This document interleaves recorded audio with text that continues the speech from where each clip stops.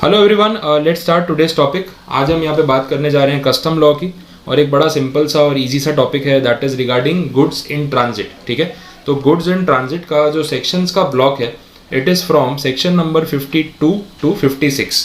अब मैं एकदम सेक्शन टू सेक्शन नहीं जा रहा हूँ, उसके बदले मैं आपको एक बार सिंपल स्टोरी समझा रहा हूँ कि यहाँ पे एग्जैक्टली हो क्या रहा है, व्हाट इज ट्रांजिट। अब इसमें दो टर्म्स की बात हो रही है, मेजरली जो टर्म्स यहाँ पे डिस्कस हो रहे हैं, one of the terms is transit और एक और टर्म है जिसको हम बोलते हैं ट्रांसशिपमेंट। ठीक है, दो टर्म्स हो गए, ट्रांजिट एंड ट्रांसशिपमेंट। पहले इसका मीनिंग क्लियर कर लेते हैं, देन उसके बाद सेक्शंस के साथ भी उसको रिलेट कर लेंगे कि होता क्या है।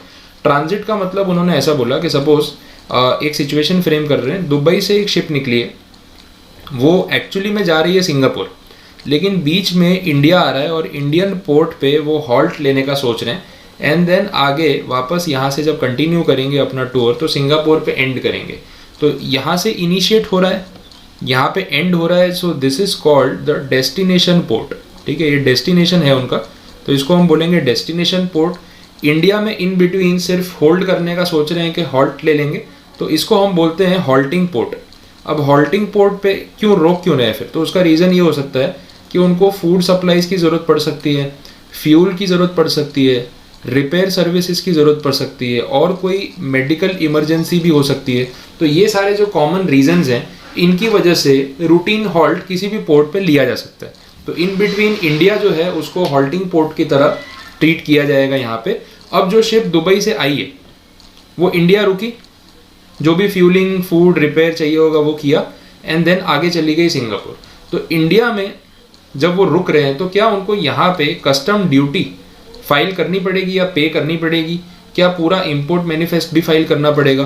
तो ये सारी चीज़ों में उनको रिलीफ मिल जाता है, बिकॉज ये सिर्फ एक ट्रांजिट पॉइंट है, एक पॉइंट पर रुके और आगे चले गए। जैसे नहीं होता, अपने ट्रेन में ट्रैवल कर रहे हैं तो आप सपोज सूरत से दिल्ली जा रहे हैं, तो इन बिटवीन तो 10 स्टेशन आएंगे जहाँ पर ट्रेन रुकती होगी, बड़ौदा, अहमदाबाद, बहुत सारे रूट्स पे, लेकिन वो हमारे लिए सिर्फ हॉल्टिंग पॉइंट है। हो सकता है कि वहाँ से कुछ food supplies and on train में रखे जा रहे हो, लेकिन आपको उस स्टेशन से कोई मतलब नहीं है, आप सीधा अपने डेस्टिनेशन पे ट्रेन से उतरोगे, which is new Delhi. Clear? तो ये कुछ वैसा सिस्टम हो गया। अब बोला सर ट्रांजिट तो समझ में आ गया, अभी ट्रांसशिपमेंट क्या होता है, दोनों में क्या डिफरेंस है। अब ट्रांसशिपमेंट पे फोकस करते हैं। ट्रांसशिपमेंट का मतलब ये है कि दुबई से जो शिप इंडिया आ रही है उसका रूट यहीं पे एंड हो जाएगा। आगे सिंगापुर के लिए जो गुड्स जाने हैं ना, सिंगापुर से एक शिप आएगी, वो यहाँ पे रुकेगी, गुड्स को ट्रांसफ़र किया जाएगा दुबई वाली शिप से सिंगापुर वाली शिप में, और फिर यहाँ से इंडिया से वो वाली शिप आगे चली जाएगी सिंगापुर जो गुड्स लेने आई थी। समझ में आ रहा है? तो इंडियन पोर्ट को हम एक शिफ्टिंग पोर्ट की तरह यूज़ कर रहे हैं, जहाँ पे एक कंट्री की जो शिप आई है उससे गुड्स उतार के एक वेसल से उसको दूसरे वेसल पे रख दिया जाएगा, एंड देन आगे हम सिंगापुर लेके चले जाएंगे। तो इंडिया अगेन है हॉल्टिंग पोर्ट ही, लेकिन डिफरेंस क्या है यहाँ पे? डिफरेंस ये है,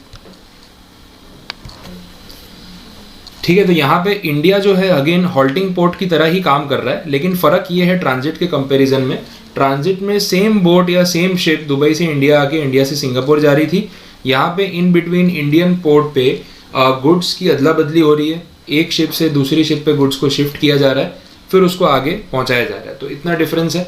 तो आई होप आपको मीनिंग समझ आ गया होगा ट्रांजिट और ट्रांसशिपमेंट में क्या फ़र्क है। अब यही अगर हम थियरी में यहाँ पे देख रहे हैं, सारे सेक्शंस एंड होने के बाद ना आपको एक डिफरेंस बिटवीन वाला आंसर मिलेगा। अब प्रोफेशनल वाले स्टूडेंट्स के लिए ये आंसर ज़्यादा इंपॉर्टेंस रखता है, बिकॉज सब्जेक्टिव पेपर है, तो आपको ये चीज़ वो पूछते हैं एग्ज़ाम में, पास पेपर्स में पूछी हुई है और ज़्यादा वेटेज नहीं होगा, 3 मार्क्स, या फिर अगर 4 में पूछ लिया तो आपके लिए तो अच्छा ही है, डिफरेंस बिटवीन इंपॉर्टेंट रहेगा।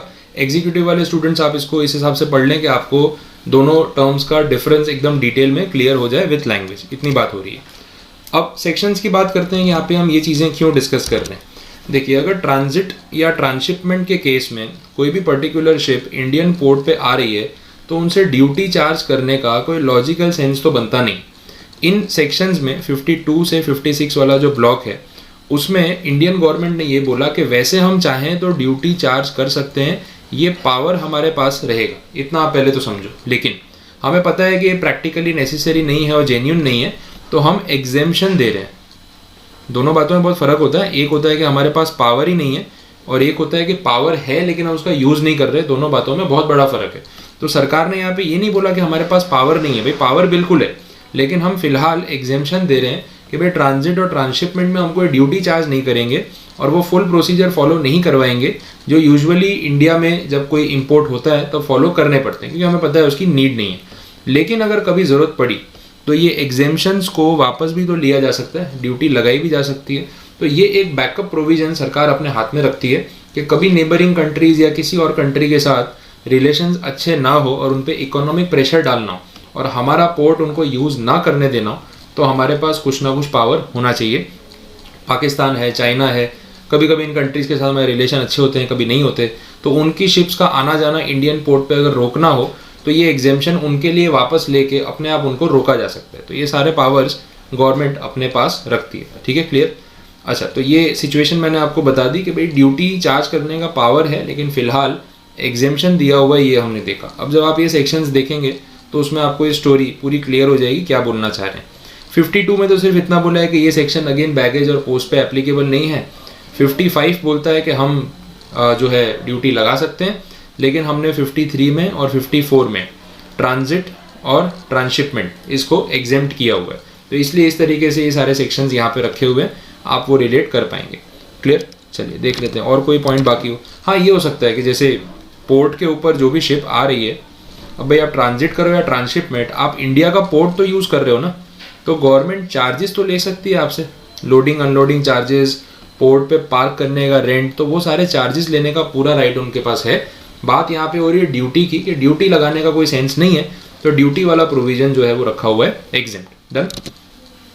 तो ये जो सेक्शंस थे इसके अंदर यही सारी स्टोरी है। अब इसकी लैंग्वेज में ऐसा कुछ भी नहीं है जो आपको क्लियर नहीं होगा, कुछ एग्जाम्पल्स भी मैंने रखे हैं, तो एक बार आप आराम से इसको पढ़ के देख लो। सिर्फ इतना बोला है कि भाई 55 में पावर है हमारे पास, गुड्स लायबल होते हैं, लेकिन हमने उनको एग्जेम्प्ट किया हुआ है अंडर सेक्शन 53 एंड 54 कि हम उस पर कोई ड्यूटी चार्ज नहीं करेंगे। तो बहुत छोटा सा टॉपिक है, ज़्यादा कुछ इसमें डिटेल नहीं।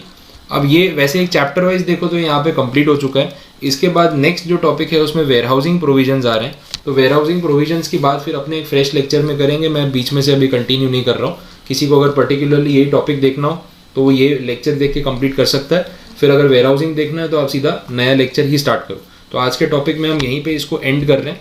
अब सिर्फ आप थियरी पढ़ के जो भी क्वेरीज निकालोगे वो डिस्कस करनी बाकी रहेगी, और वो अपने डाउट सॉल्विंग सेशन में हम कवर अप कर सकते हैं। ठीक है, चलिए तो आज के लिए सेक्शन यहाँ पे एंड कर रहे हैं। नेक्स्ट लेक्चर में मिलते हैं with warehousing provisions section 57 onwards. Thank you so much.